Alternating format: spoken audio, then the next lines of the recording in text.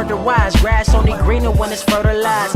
Gave them truth in these songs, they prefer to lies. Destiny beautiful, adrift in her purple light. Before we get started, it only takes 2 clicks to become one of Earth's mightiest subscribers.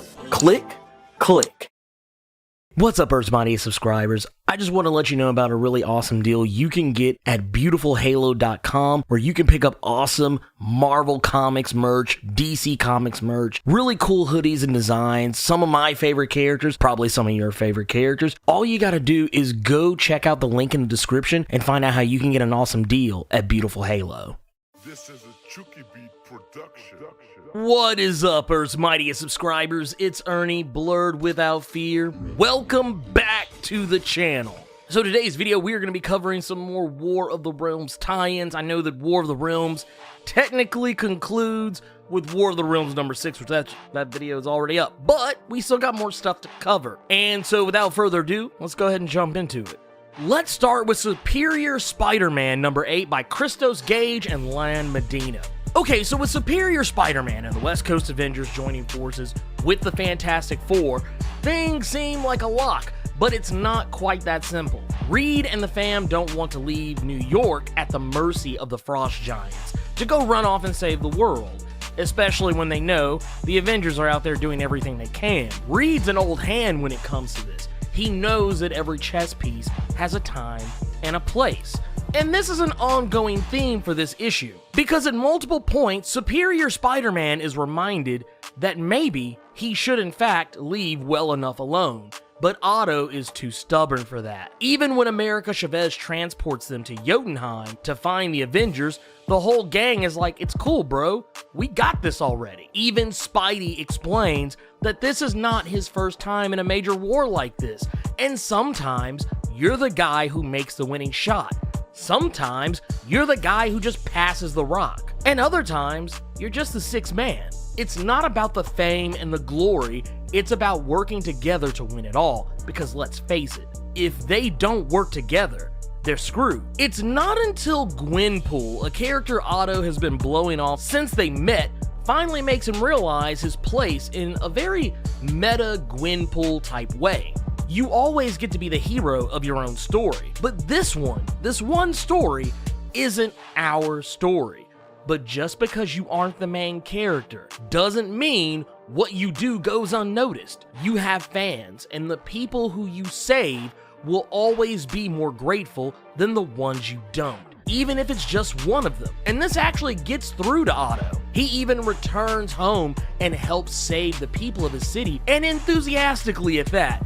If not for his way of speaking, people would assume he's the legit OG Spider-Man. He even acts as a team player, teaming up with the West Coast Avengers. And who knows, it may be something that might happen more often down the road. Now, is this book essential? Nah, not essential.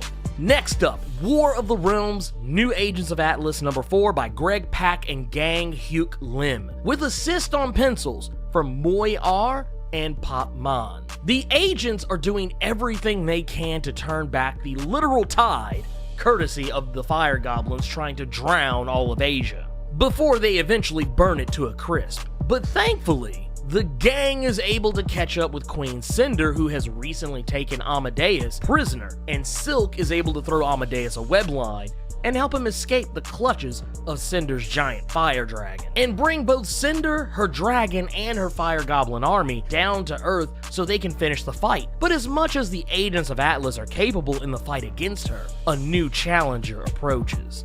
Pele, a character who we've kind of seen just hanging out with the gang and helping out here and there throughout the first 3 issues of New Agents of Atlas. Pele pulls up and dares Cinder to run her fade as best she can, and Cinder hits her with everything she's got. She knows who she's up against. She knows Pele is a god, and a god demands not half, not some, but all of her power to take her out. Only it doesn't work, and Pele lets Cinder in on a little secret. She's not the real Pele. Pele is still sleeping the sleep only babies get back in her volcano. What stands before Cinder is one of the most sophisticated androids money can buy, specifically outfitted to fight a being with the power levels of Cinder. She was able to absorb everything Cinder threw at her, and now she's about to hand her a receipt, unleashing an explosion that can devastate even a being from Muspelheim. But she's not dead. Not yet. The Monkey King tries to take a quick backstab to bring her down once and for all, but it's for nothing. She vaporizes him for his trouble, and before the agents can unleash too much more of the special techniques Shang-Chi taught them in the last issue, she pieces out back to Europe and immediately goes after Captain Marvel. But the agents weren't letting her go so easily.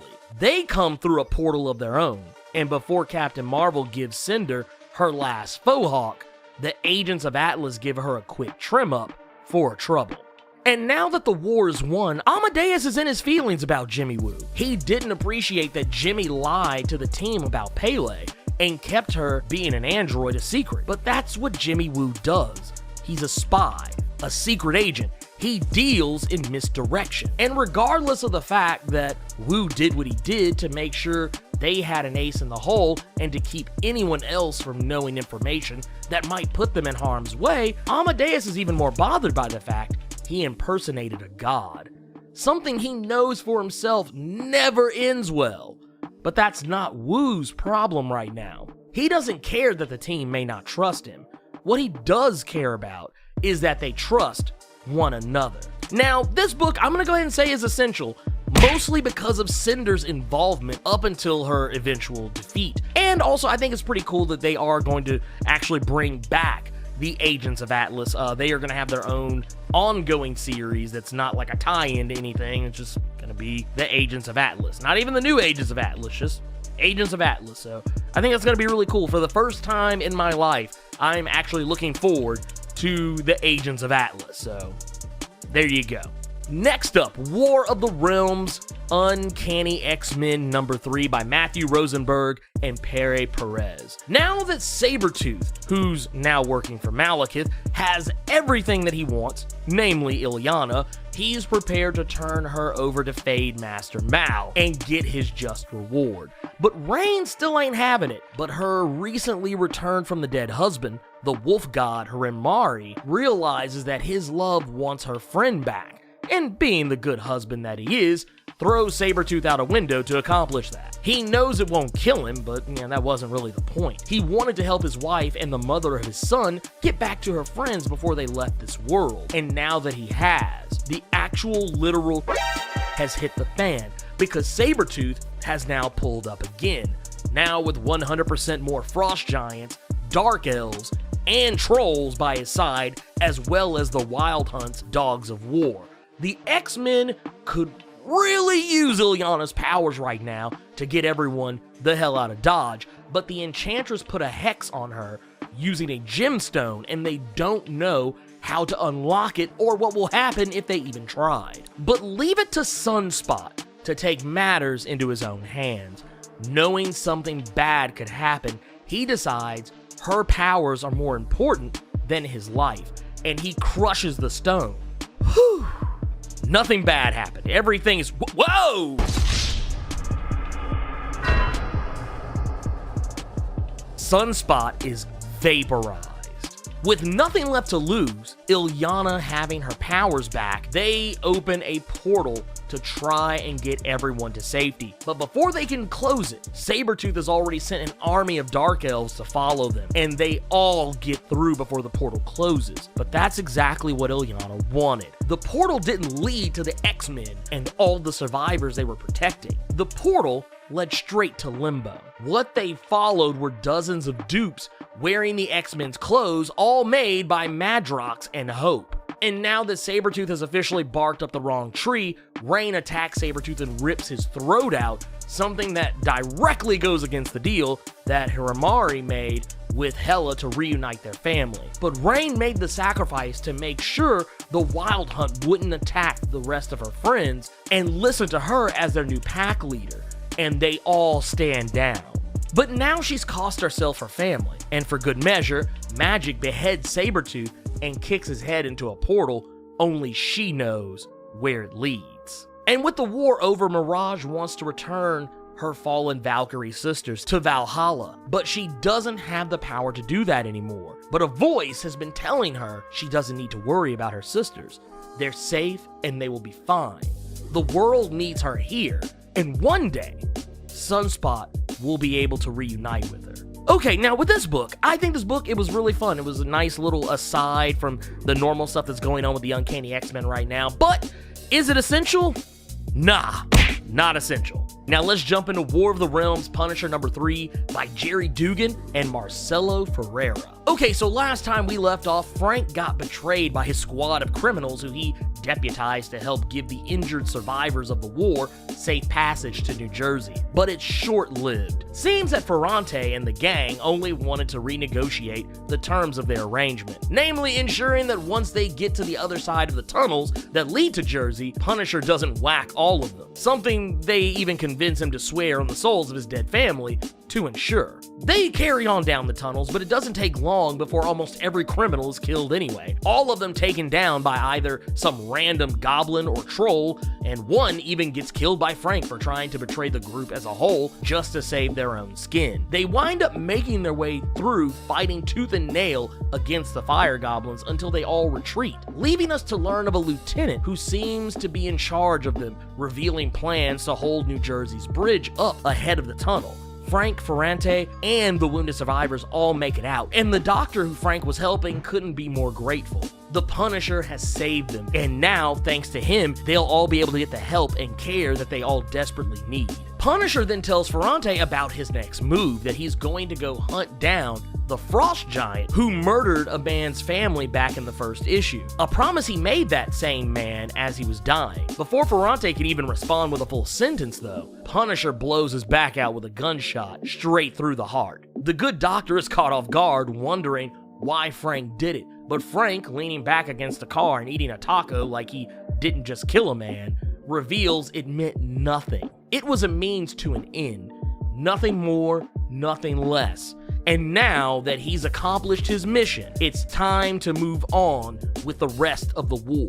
Something we all know will be continued in Punisher Kill Crew number 1. This book? Nah, not essential. Alright, now let's jump into Avengers number 20 by Jason Aaron and Ed McGuinness. Okay, so this book is more of a case study on the character of Jennifer Walters. We see her on trial as Hulk, being browbeaten about not being the fun Hulk anymore. How she used to be beautiful, she used to be sexy, she used to break the fourth wall, how she used to be a better character. All of this by her prosecutor, a more recent incarnation of She-Hulk, who has accused her of killing the more fun version of herself. Because as far as this version of She-Hulk is concerned, every time Jennifer gives into her transformations into the new Hulk version of herself, she kills that character everyone loved to jerk off to. She's even being judged by a jury of her peers, more versions of She-Hulk, some ranging from her time on the Fantastic Four to her first appearance, on down the line. And the OG She-Hulk wants the jury to erase this new Hulk from existence, and her judge is none other than Jennifer Walters herself. But it's all in her head. She's just using some Wakandan tech to try and get a handle on her alter ego. Ever since the fight against the Shadow Colonel and her exploding with gamma radiation during the climax of the battle, everyone is worried she might do it again. Even Jennifer. But she feels like everyone is treating her like a ticking time bomb. This issue is really a shot at those who always bitch and moan about how She-Hulk isn't hot anymore. The guys who are in their feelings that she's called Hulk now instead of She-Hulk. The same guys who were probably never reading her comic in the first place, but feel the need to complain as if they did. Probably the same people who She-Hulk is directly addressing on some of her old issues where she tells them to buy her book or she's gonna come rip up those copies of X-Men. And how fitting. Throughout this issue, she's fighting actual trolls while she reflects on this. She shares her experience about why she doesn't ever want to be that old She-Hulk anymore, and how Bruce was always jealous that she had so much control, but she actually wished she was more like him. She's tired of being the fictional character teenage boys and grown men fap to. She's tired of her enemies groping her during fights. She's sick of the bad guys making lewd jokes about her while she defeats them. And I even love the line about the trolls from Carol Danvers, how she says that they're mean, strong, tough, they move in packs, and mostly underground. You don't have to read between the lines that Aaron is firing wild shots at Comicsgate, which honestly at this point is like clubbing a baby seal, but hey, it's Comicsgate, so I don't care. What I really love here, though, is that Carol Danvers tells her that she doesn't want Jennifer to be calm. She doesn't want Zen Hulk, or even Fun Hulk. She wants the savage mofo who can explode any minute, because that's exactly what they need. We even get to see her beat the brakes off Ulik one more time. The real one, not the fake one Deadpool found. There's even another nice jab at Jane Foster's detractors during this fight, who are always in their feelings about her being Thor. I just love it. Deadpool even shows up, speaking of the devil, and puts some respect on her name as being the original fourth wall breaker. But Hulk reveals she doesn't miss being that fun Hulk. She'd rather be the free Hulk. Free to be ugly, free to not be sexy, free to just show up, put the stomp on fools, and go about her business. But Daredevil does warn her, she has a war of her own coming. One she is probably not prepared for, and one that won't be happening for quite some time now. But that's the beauty of being a Hulk. They're always at war. Is this book essential? Nah, but I still loved it anyways. Next up on the hit parade and the final book that we're going to cover is Thor number 14 by Jason Aaron and Scott Hepburn. We get to spend some time with the young Thor Odinson. Immature and unworthy as the days are long, incapable of wielding Mjolnir, and after so many years trying to lift the damn hammer, he now wants nothing more to do with it. Axes and mead are all he needs. That and a good fight. But it just so happens he encounters the Fantastic Four, who's come to bring young Thor back to the future to help win the War of the Realms. Because now, present-day Thor has the knowledge of the World Tree, and the World Tree says young Thor must be present for this to be pulled off. But the question is why? He's inexperienced compared to the other Thors. He's also the only one of the four who can't wield Mjolnir. And of course, he's reminded at every turn that he doesn't have a Mjolnir of his own. But that's the beauty of being young Thor. He's always got something to prove. And now that they've pulled up on Malekith, now wielding the Venom Blade as we saw in War of the Realms number 6, it's time to take it to the Fade Master. But it's not long into the fight, Malekith realizes 4 Thors are just too much, and he realizes the young Thor is from the present-day Thor's past. If he kills him, all other Thors will pretty much cease to exist. What's worse is when he's hurt the other Thors feel it. It's the main reason in War of the Realms number 6, everyone wanted young Thor to fend off the Wild Hunt and stay away from Malekith. They knew that if he dies, they all do. At least King Thor and soon-to-be King Thor. And King Thor even attempts to talk young Thor into hiding, but leave it to Venom, now calling himself Svartalf Venom, engorged with Malekith's magic, into some weird John Carpenter's The Thing type monster, making an attempt to kill Freya that awakens something in young Thor. The one person in all the realms he ever felt really cared about him is about to be killed, and as a result, he leaps into combat as fast as lightning, channeling the very thunder and lightning that would be his future power, and lights Venom up like a Christmas tree. He acts so fast, he doesn't even realize that at this moment, not only did he defeat Venom, not only did he save his mother, Freya, but he's also become worthy. The thing he's been trying to lift since Thor God of Thunder number 1 in 2008, he's finally able to. He's in shock. He doesn't even really believe it at first. Hell, it's not even heavy at all to him anymore. In fact, it's practically weightless. And even though King Thor offers to let him wield it a little longer, young Thor has no need of it. He now knows he's worthy, and that's all that really matters to him now. He doesn't need the hammer. The hammer isn't what makes him Thor. And at the end of the day, his axe is all he really needed. Now that brings us to what I feel like is the penultimate tie-in video. I know we got Thor number 15 that's going to be coming up soon. We also got War of the Realms Omega that's going to be coming up within the next couple of weeks. And there's also some other things that we're going to see here and there. So until then, we probably won't be talking about War of the Realms until maybe a week or two from now. But let me know what you thought about the War of the Realms tie-ins. Sound off in the comments. So hey, you made it to the end of the video. Awesome for you. If you enjoyed this video, and if you made it this far, I don't see how you didn't, do me a favor. Hulk smash that like button. And if you want to see more awesome videos like this one, make sure you click subscribe so you can become one of Earth's mightiest subscribers. And tap that bell so you know when I post up. Also, feel free to go check out my Patreon, where if you chuck in $1, you can get early access to most of my videos up to a week early. And if you have time, make sure you swing by nerd901.com, where you can find more of my content as well as other amazing stuff. Anyways, until next time, I love you 3000 plus Ultra!